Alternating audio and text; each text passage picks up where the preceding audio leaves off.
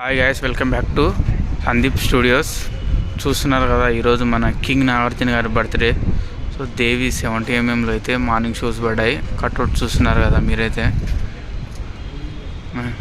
King Nagarjuna గారి fans ఎవరైనా ఉంటే అయితే కామెంట్ అయితే చేయండి, జై నాగార్జున గారు అని. చూస్తున్నారు కదా, మాస్ అప్పట్లో అసలు రికార్డులు బద్దలు కొట్టిన సినిమా అనమాట, మాస్ సినిమా.